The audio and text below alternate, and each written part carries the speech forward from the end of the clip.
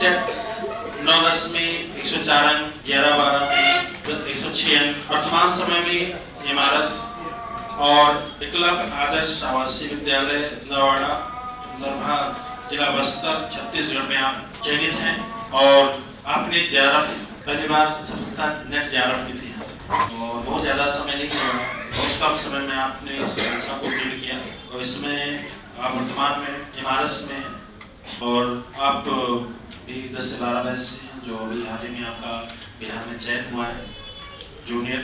तो अमित कुमार वर्मा पहले थोड़ा सा पढ़ाई के बारे में।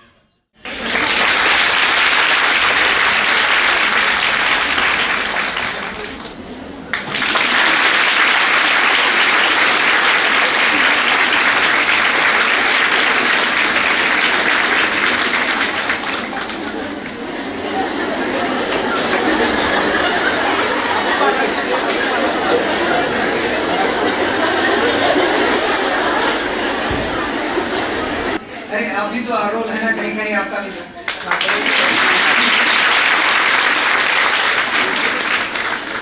कुछ मैंने सौभाग्य प्राप्त हुआ सर से भूगोल भी पढ़ने का।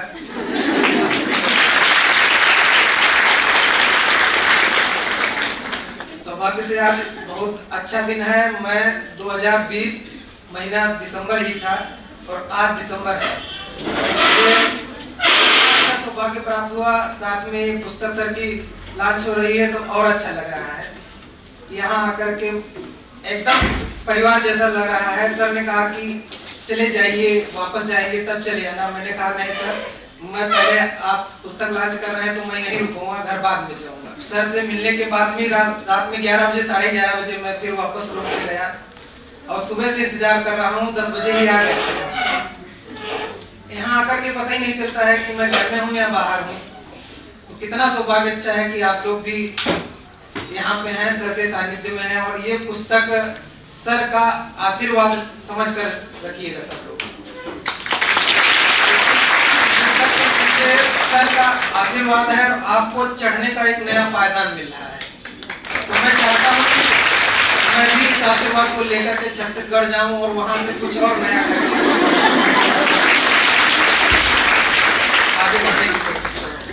सर के विषय में कहना तो बहुत कम होगा मेरे लिए। तो मैं सर को हिमालय से भी असीम समझता हूँ, जहाँ से अनेक नदियाँ बहती हैं और भारत के विभिन्न क्षेत्रों में होते हुए सिंचित करते हुए आगे बढ़ जाती हैं। तो आप लोग भी उन नदियों में से, उन बढ़ते हुए सितारों में से हैं। आप भी ऐसे ही जाकर के भारत के विभिन्न क्षेत्रों में, पांडे सर जी ने कहा था कि अभी भारत के लोग विभिन्न राज्यों में जाए। मैं कहता हूं, मैं साक्षात खड़ा हूं। मैं छत्तीसगढ़ जैसे राज्य में जहां धुर नक्सलवादी इलाका है, मैं ऐसे क्षेत्र में पोस्टेड हूं। मुझे जरा सी भी घबराहट नहीं होती है कि मैं इस क्षेत्र में सेवा देने क्यों आया। बहुत अच्छा लगता है। बच्चे भी इतने संस्कारी हैं कि अगर आपके पैर स्पर्श करते हैं तो चप्पल पहले अलग निकाल करके तब आपके पैर स्पर्श। ऐसे बच्चों को आदिवासी बच्चे मानने को तैयार ही नहीं हो कि जिन बच्चों के पास इतना असीम, इतना अनंत, जिनके माता पिता ने इतना सभ्यता उनको दी कि वो बच्चे चप्पल निकाल करके आपके पैर छूने के लिए आते हैं। मैं गुरु जी का स्मरण कर लेता हूँ कि कितना सौभाग्यशाली गुरु जी रहे होंगे कि मुझे इन जैसे बच्चों को पढ़ाने का अवसर मिला है। दिसंबर 2020 में ही आया था और मैं सौभाग्य से कोविड का समय था।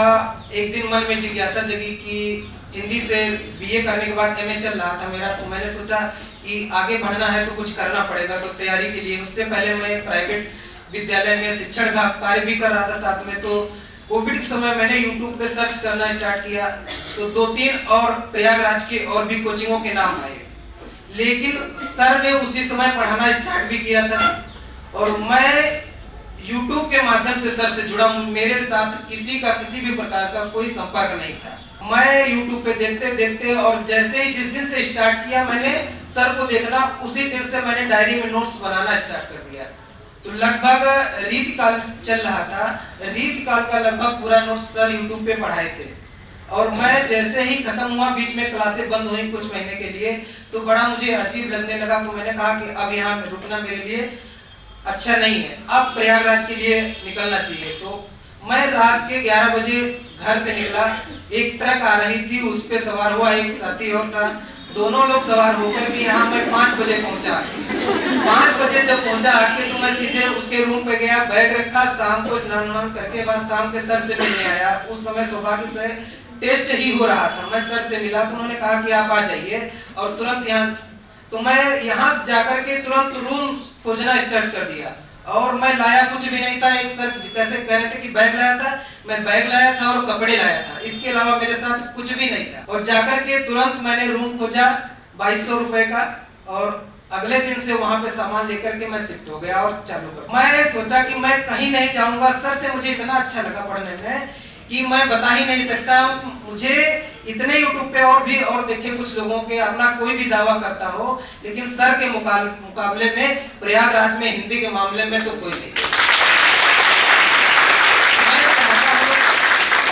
जो गैपिंग आ रही है, जो गैप आ रहा है, मैं ईश्वर की कृपा बने रहे कि निरंतर एक ऐसा स्थान बने जहां से किसी की भी हिम्मत ना हो कि निरंतर को यहाँ से हटा सके। तो मैं गुरु जी से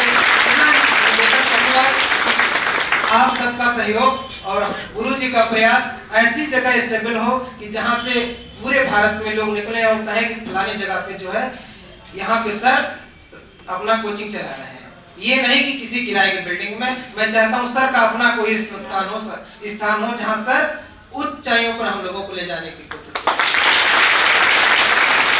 तो वहां से मैं जब आया था तो मैं भी आप लोगों की तरह ही नॉर्मल ही था। मैं जब पहली बार टेस्ट दिया तो 57 नंबर से स्टार्ट किया था, 57 मार्क्स आए थे, बहुत कम था। तो मुझे भी लगता था कि अभी और पढ़ना है और पढ़ना है।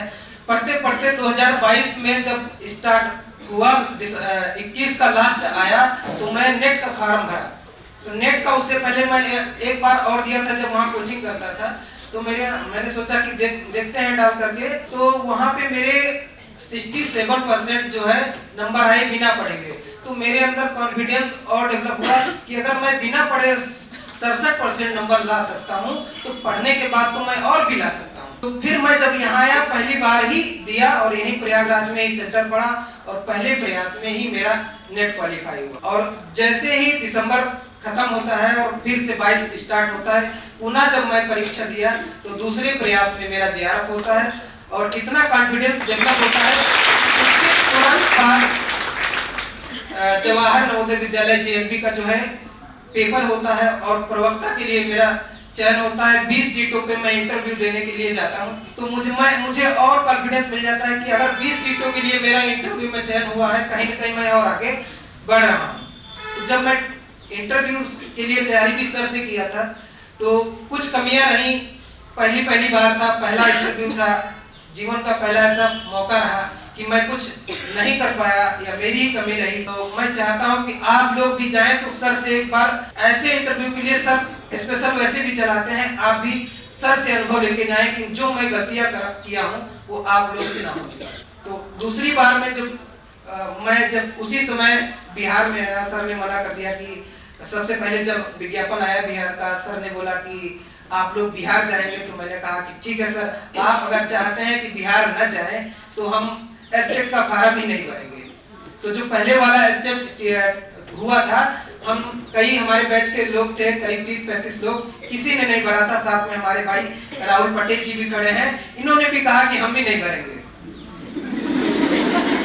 इन्होंने भी नहीं भरा, मैंने भी नहीं भरा और भी साथी थे उन्होंने भी नहीं भरा। तो हम लोगों ने विचार लगाया कि जब सर कह रहे हैं कि लोग बिहार से यहाँ आकर नौकरी करने के लिए आते हैं, आप बिहार जाएंगे, आप बिहार के लिए नहीं बने हैं। तो मैंने कहा ठीक है सर, जैसा आप आदेश करिए। साथ में जब मेरा जेआरएफ हुआ तो सर से मैंने पूछा कि सर पीएचडी के लिए कुछ प्रयास किया जाए। तो उन्होंने कहा कि पीएचडी के लिए आप प्रयास न करिए, रहने दीजिए, क्योंकि नौकरी फर्स्ट प्रायोरिटी है। नौकरी रहेगी तभी आपकी पीएचडी सफल मानी जाएगी, वरना पीएचडी करके आपके साथ में बहुत से लोग ऐसे लोग हैं जो बैठे हुए हैं और कई साल गुजर गए हैं, नौकरी नहीं मिल रही है, भटक रहे हैं। तो मैंने कहा ठीक है सर, मैं प्रयास ही नहीं करता हूँ। 1 साल लगभग हो गया, सर से फिर एक बार मैं मिला जाके। सर ने कहा कि पीएचडी कहीं से कर रहे हैं। मैंने कहा सर मैं तो पीएचडी कहीं से नहीं कर रहा हूँ, आपने ही मना कर दिया था। तो कहा कि ठीक है, कहीं अब थोड़ा बहुत देख लीजिए। तो उसके बाद मैंने आवेदन करना स्टार्ट किया और सौभाग्य से जब मेरा एमआरएस में हुआ, उससे पहले मैं लखनऊ पीएचडी के लिए चयन भी हुआ। लेकिन मैं सोचा कि अगर मैं वहाँ छत्तीसगढ़ जाऊंगा तो यहाँ पीएचडी में मैं नहीं आ पाऊंगा, क्योंकि मैं ऐसी जगह पे हूँ, रायपुर से मुझे 9 घंटे और बस के द्वारा जाना पड़ता है, कोई कनेक्टिविटी नहीं है, केवल बस ही माध्यम है आने जाने। तो मैंने कहा कि ठीक है, मैं पहले ही पता कर लिया था कि मैं वहाँ से आना और जाना मेरे लिए दिक्कत हो जाएगी। मैं फिर कभी भविष्य में हो सकता है कि आगे जैसे ही समय मिलेगा मैं पार्ट टाइम के लिए अप्लाई करूंगा, और पीएचडी मेरा सपना है और सर का सानिध्य रहा तो मैं कोशिश करूंगा कि कहीं न कहीं से मेरा हो जाए। तो इसलिए मैं आप लोगों की अपेक्षा करता हूँ, गुरु जी का आशीर्वाद आप सब हमेशा लेते रहिए। गुरु जी जैसा कहते हैं ना कि निरंतर आप बढ़ते रहिए और अध्ययन प्रैक्टिस, तो आपको कभी टेस्ट पेपर छोड़ना ही नहीं है। ये तो गांठ बांध लीजिए कि टेस्ट पेपर छोड़ना ही नहीं है कभी भी। अगर मान लीजिए किसी बात पे आप पेपर नहीं दे पाते हैं तो किसी साथी से मंगा लीजिए, या नए साथी से मंगा सकते हैं, शाम को यहाँ अगर प्रेजेंट है उससे मंगा लीजिए या ले लीजिए आकर के, और फिर अपने आप सॉल्व करिए। दूसरा ये है कि आप कभी-कभी हमारे अंदर गर्व सा महसूस होता है कि हम तो 115 कर रहे हैं, 120 कर रहे हैं, तो अपने आप को अपने साथी से कभी श्रेष्ठ समझिए नहीं। सर जो कहे वो सब नया है, ये मान करके चलिए कि सर ने जो बताया वो हर चीज नई है, और नए के जान करके उसको आप ग्रहण करते जाइए, कभी आप असफल होंगे ही नहीं। ये मेरा दूसरा मौका रहा कि मैं एमआरएस में सेलेक्ट हुआ। भविष्य में और प्रयास रहेगा कि सर का सानिध्य प्राप्त रहे, आप सबका सहयोग रहे, मैं और आगे बढ़ने की कोशिश करूँगा। जी सर, सौभाग्य प्राप्त रहा, आपका आशीर्वाद रहा कि पिछली बार मैं प्लेन से आया था, लखनऊ गया था, तो मैं इस बार सोचा कि उस समय छुट्टियां भी 5 दिन की थी, तो प्लेन से आना जाना थोड़ा अच्छा लगा क्योंकि समय कम था और दूरी भी ज्यादा थी। तो इस बार 10 दिन की छुट्टी मिली है, 10 दिन का अवकाश है, और मैं सोचा कि सबसे पहले मैं प्रयाग ही जाऊंगा, प्रयाग की धरती को नमन करूंगा। और जैसे ही मैं आया और बैग रखा कमरे पे और जाकर के गुरुजी ने बताया था कि मंदिर में हो आइएगा, तो सबसे पहले मैं मनकामेश्वर मंदिर गया, वहाँ महादेव जी को नमन किया और फिर संगम गया, संगम को प्रणाम किया, वहाँ कुछ अनुभव लेकर के फिर तुरंत मैं आया, सर को फोन किया, मैंने कहा सर मैं प्रयाग में आ गया हूँ, आपसे मिलना चाहता हूँ। तो उन्होंने कहा कि ठीक है, मैं 10 बजे क्लास लेता हूँ, 10 बजे बंद करूँगा, उससे पहले आप आ जाइए। तो मैं यहाँ 9:30 बजे ही आ गया था, सर की क्लास चल रही थी, मैं यहीं पर बैठ करके इंतजार करता रहा। जैसे ही सर आए, सर से मिले, और आज भी मैं 10 बजे ही आ गया था। मैं इंतजार कर रहा था कि सर कितने भी समय आ जाएं, जल्दी से मिल जाएं। अच्छा, आपके घर की पहली नौकरी? जी सर, इससे पहले मेरे बुआ के लड़के मेरे घर में ही रहते थे, क्योंकि वो छोटे बचपन से ही रह रहे हैं, तो वो आर्मी में थे, तो उनसे भी थोड़ा मोटिवेशन मिला। और मैं अपनी पीढ़ी का, यानी अपने बाबा, पिताजी और मैं तीसरी पीढ़ी में मैं ही अकेला ऐसा हूँ कि जो सेंटर की जॉब कर रहा हूँ, और गांव में भी मैं अकेला ही ऐसा हूँ कि मैं सेंट्रल में हूँ।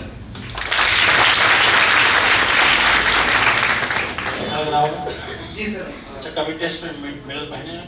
नहीं सर, टेस्ट में कभी सौभाग्य नहीं प्राप्त हुआ, लेकिन 115-16 तो पहुंच गया था, मेडल के कभी हकदार नहीं हो पाए, इसके लिए क्षमा चाहेंगे। बहुत अच्छा लगा।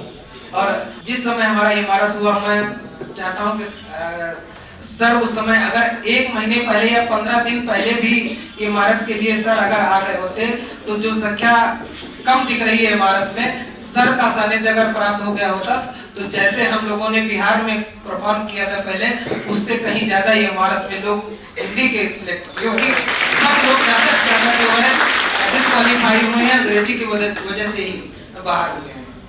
तो मैं भविष्य में आशा करूंगा, और विज्ञप्ति भी हो सकता है कि मार्च अप्रैल तक एमआरएस में फिर से आ जाए, क्योंकि 9000 कुछ वैकेंसी पूर्ण हुई है, और फिर से क्योंकि टोटल 30,000 वैकेंसी होनी है, और 9-10 हजार फिर से आने वाली है।